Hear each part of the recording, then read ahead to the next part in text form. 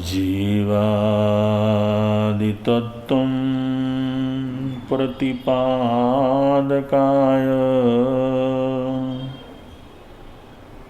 सम्यक् मुख्याष्टगुणार्णवाय परशान्तरूपाय जिनेश्वराय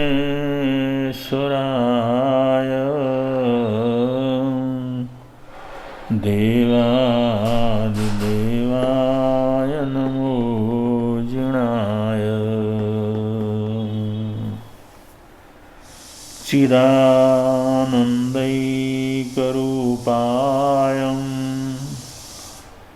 जिनाय परमात्मने परमात्मप्रकाशाय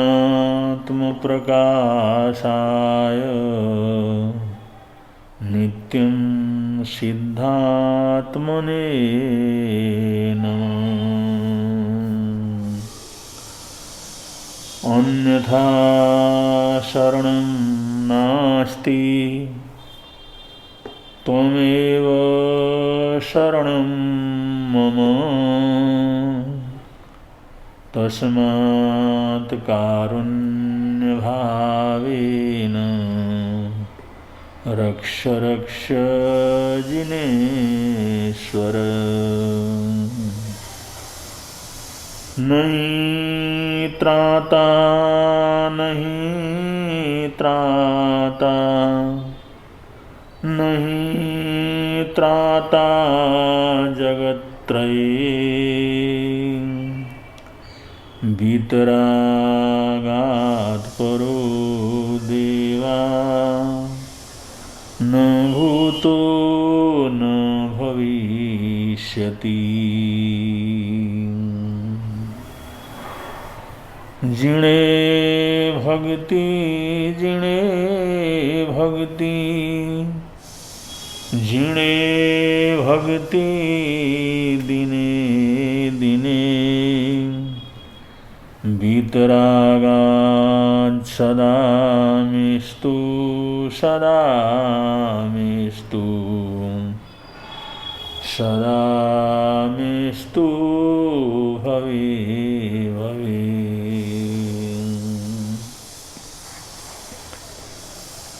परमं नानन्तो दया एवं चिट्ठै सब संजय अन्नानि किं काहि किं वा नाहि पावगम्।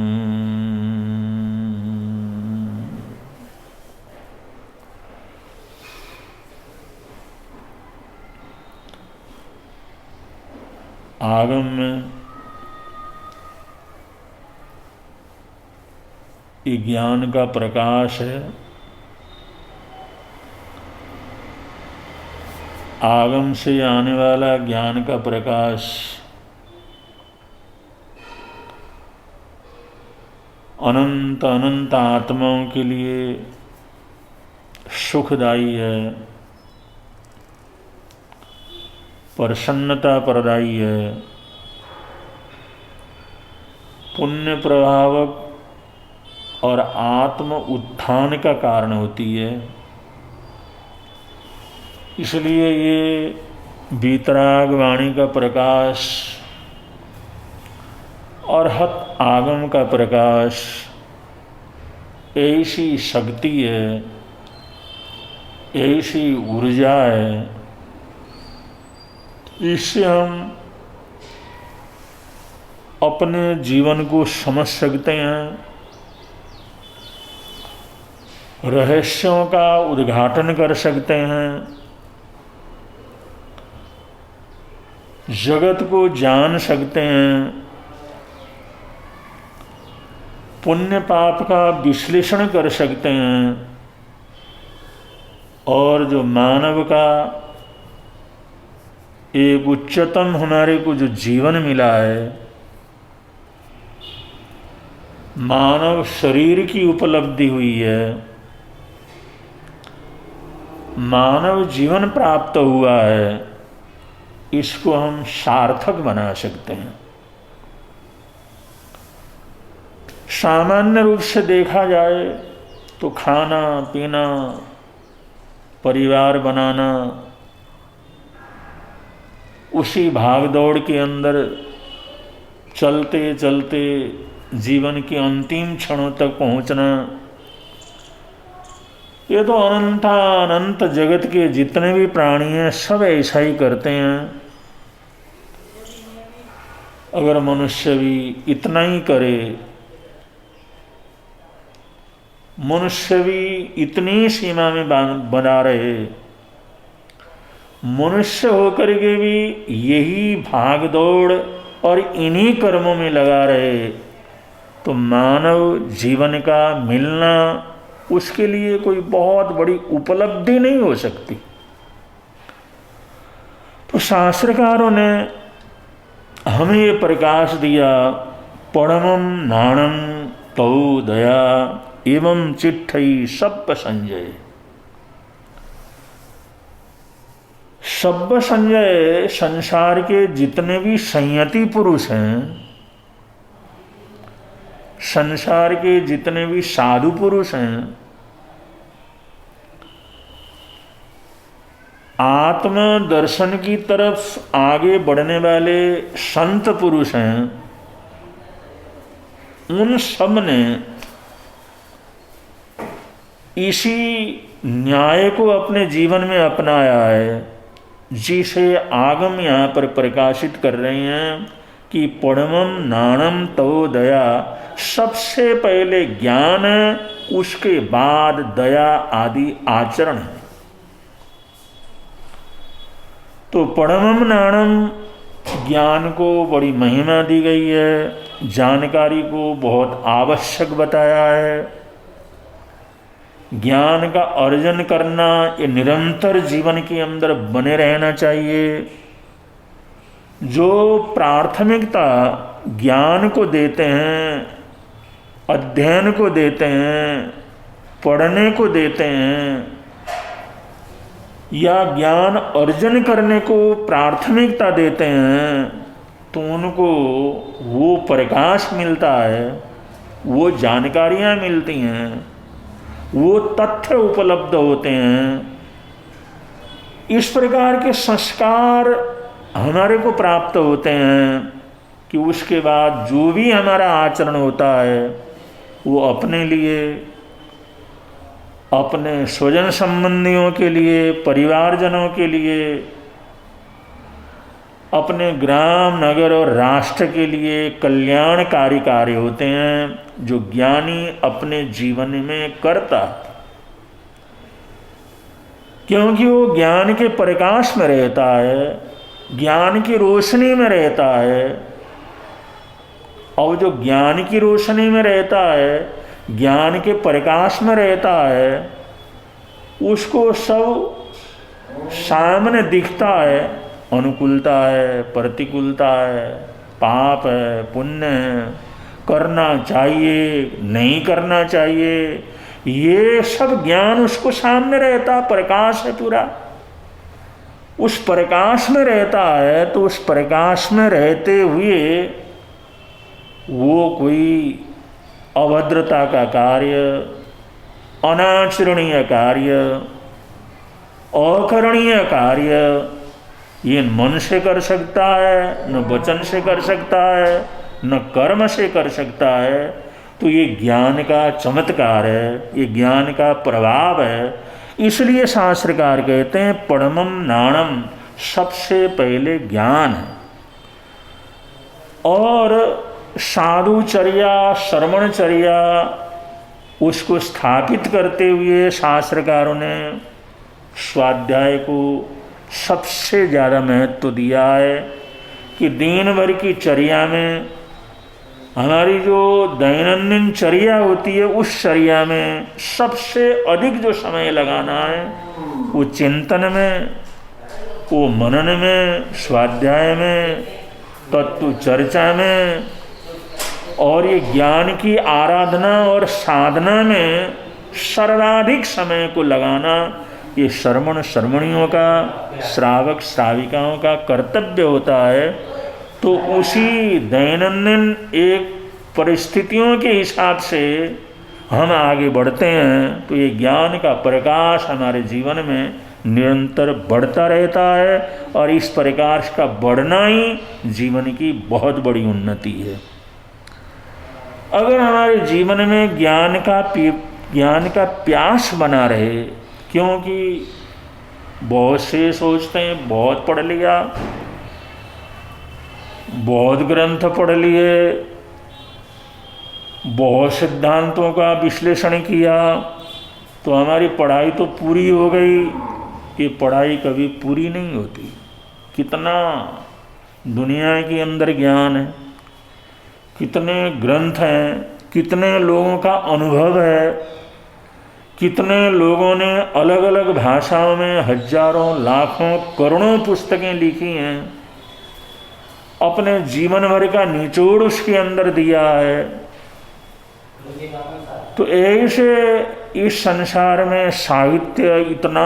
ज़्यादा है, ग्रंथ इतने हैं, अब आदमी कैसे कह सकता है कि मैंने सब पढ़ लिया? सारी जिंदगी आदमी पढ़ता रहे, सारी जिंदगी पढ़ता रहे, तब भी पढ़ना पूरा होता नहीं है। सारी जिंदगी ज्ञान करता रहे तो भी ज्ञान उसका पूरा होता नहीं। जब तक परिपूर्ण ज्ञान नहीं होता तब उसका ज्ञान की अधूरी स्थिति उसकी बनी रहती है।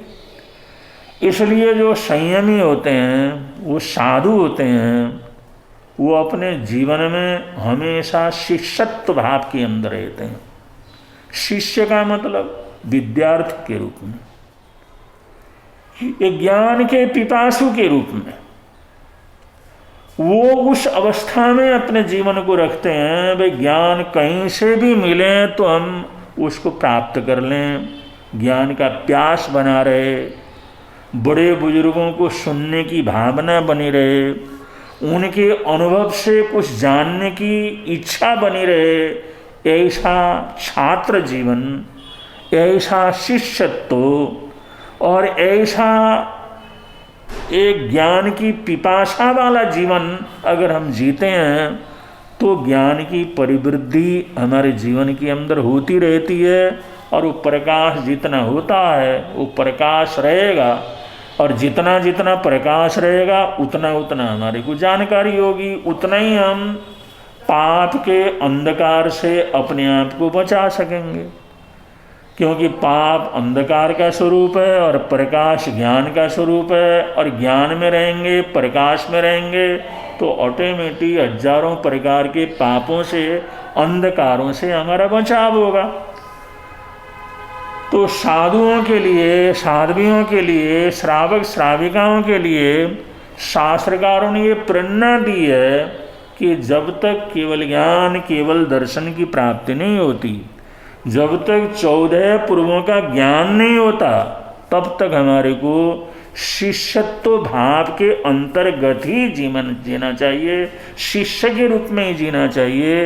एक ज्ञान के पिपासु के रूप में समय को व्यतीत करने का प्रयत्न करना चाहिए। ये ज्ञान की उपासना है, ये ज्ञान की आराधना है, ये प्रकाश की उपासना है, और इसके कितने अच्छे परिणाम होते हैं, इसके कितने सुखद परिणाम होते हैं, ये तो आदमी उस परिस्थितियों के अंदर से गुजरता है तो उसको अनुभव होता है। अनुभव होता है तो आनंद की प्राप्ति होती है, फिर उसकी ज्ञान की पिपासा आगे से आगे बढ़ती रहती है। और एक आदर्श को, इस संदेश को और इस जीवन की एक महानता को, इस जीवन की शिक्षा को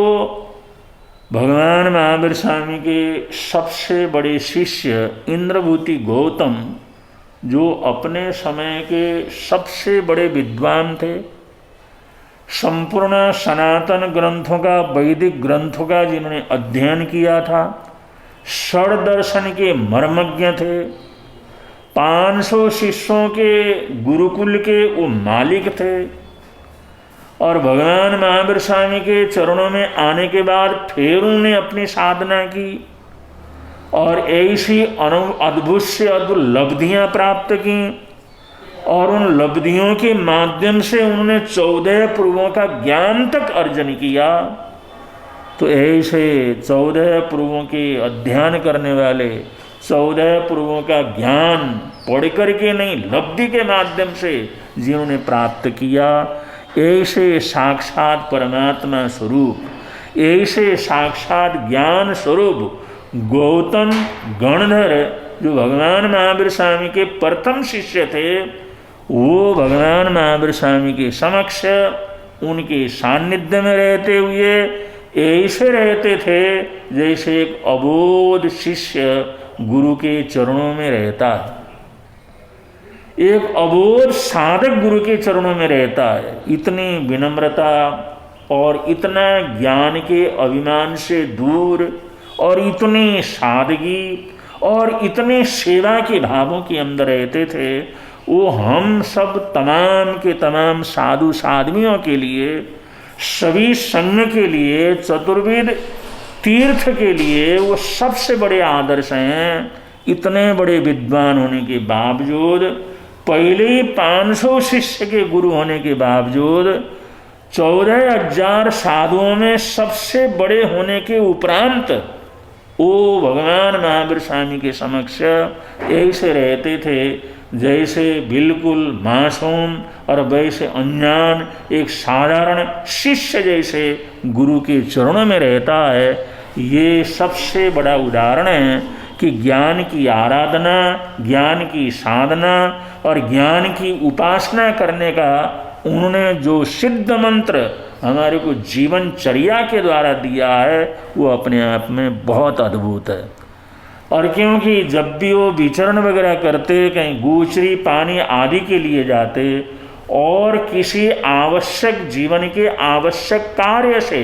जहाँ रुके हुए हैं, भगवान महावीर स्वामी के चरणों से कहीं आगे जाते आते थे, उस समय अगर कोई प्रश्न करता था, उनके व्यक्तित्व को देख करके, उनके रूप को देख करके, उनके पास आ करके या उनका सान्निध्य मिलने पर, संपर्क होने पर अगर कोई प्रश्न करता, साधारण सा ही प्रश्न क्यों न करता हो कि अंते आप क्या मानते हैं, क्या करते हैं, आपकी साधना क्या है, आपकी मान्यता का मूल स्वरूप क्या है, या जीव अजीव क्या चीज़ है, धर्म किसे कहते हैं, कोई भी प्रश्न पूछ सकता है। तो ऐसा कोई व्यक्ति अगर प्रश्न पूछता था, अगर गौतम महाप्रभु के समक्ष अगर कोई जिज्ञासा करता था, तो उस समय गौतम गणधर, इंद्रभूति गौतम, इतने बड़े 14 पूर्वों के ज्ञानी महापुरुष, वो जो है उन लोगों को कहते थे इसका समग्र समाधान लेने के लिए, इस चीज़ को बहुत अच्छी तरह से समझने के लिए हमें भगवान महावीर स्वामी के चरणों में जाना होगा, क्योंकि वो ज्ञानी हैं, केवल ज्ञानी हैं, सर्वज्ञ सर्वदर्शी हैं, वीतराग हैं। उन्होंने सारे राग द्वेष को जीता हुआ है, तमाम ये जो कषाय क्लेशों को जीता हुआ है, संपूर्ण ज्ञान को उन्होंने प्राप्त किया है। वो बुद्ध पुरुष हैं, महापुरुष हैं, महाज्ञानी हैं और यहाँ पर विराजते हैं। तो अपना समाधान हम उनके चरणों में जा कर के करें तो बहुत अच्छी तरह से इसका समाधान हमारे को मिल सकता है। इस प्रकार उन प्रश्न करने वाले लोगों को, वो जो जिज्ञासा करने वाले लोगों को अपने आप उनका समाधान करने के बजाय वो भगवान महावीर स्वामी के चरणों में चलने की प्रेरणा देते थे कि वहाँ चलें, वहाँ जाएं। जब वो सूर्य यहाँ पर है, वो प्रकाश पुंज यहाँ पर है, ज्ञान का सागर यहाँ पर विद्यमान है, संपूर्ण ज्ञान जिनके जीवन में समाया हुआ है वो महापुरुष यहाँ पर विद्यमान है। तो हम उन्हीं के पास जा करके इसका समाधान करेंगे तो हमारे को पूरा का पूरा समाधान मिलेगा। ऐसी प्रेरणा देते थे और ऐसा जो उनको बतलाते थे जिससे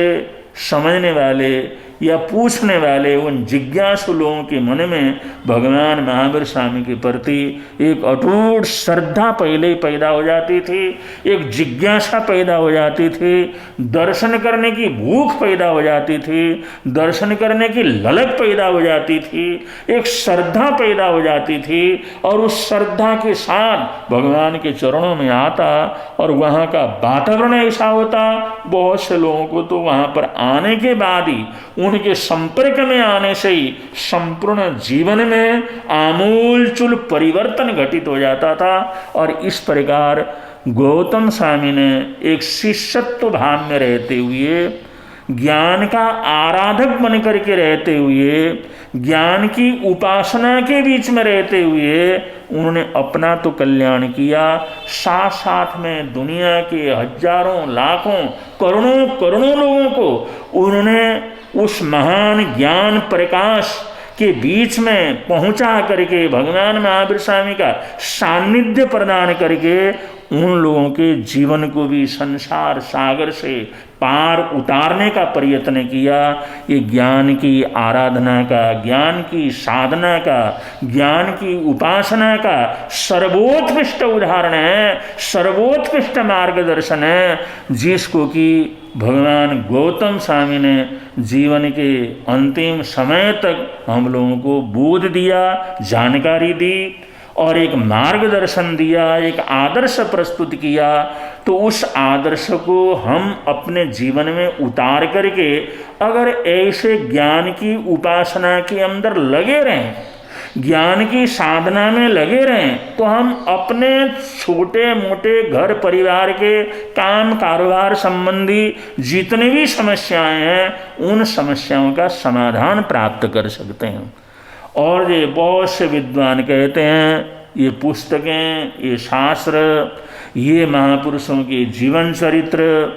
ये कुछ उनके विचार, उनके अनुभव जो पत्रिकाओं के अंदर होते हैं, पुस्तकों के अंदर होते हैं, तो उनको पढ़ते पढ़ते हमारे को बहुत सी समस्याओं का समाधान मिल जाता है। बहुत से लोगों के सामने कोई स्वास्थ्य संबंधी समस्या हो सकती है, परिवार संबंधी समस्या हो सकती है, काम कारोबार से संबंधित समस्या हो सकती है, जीवन के विकास से संबंधित समस्या हो सकती है, जीवन के अंदर कोई भी समस्या किसी के सामने भी उपस्थित हो सकती है। लेकिन अगर पढ़ने की हमारी आदत हो, स्वाध्याय की आदत हो, पुस्तक को पास रखने की आदत हो, एक चैप्टर भी पढ़ने की अगर आदत हो, तो निश्चित है हर समस्या का समाधान उसके माध्यम से हम लोग प्राप्त कर सकते हैं। और समाधान प्राप्त करके अपने जीवन की हर मुसीबत को हम हंसते हंसते पार कर सकते हैं। अपने जीवन को बदलने के गुर उसके अंदर मिलते हैं। और हमने जीवन को कैसे, किस तरह से अपने आप को बनाना है, या दूसरे के साथ किस तरह का व्यवहार करना है, या महापुरुषों ने अपने जीवन में ऐसी समस्या आने पर उन्होंने क्या क्या किया, ये सब हमारे को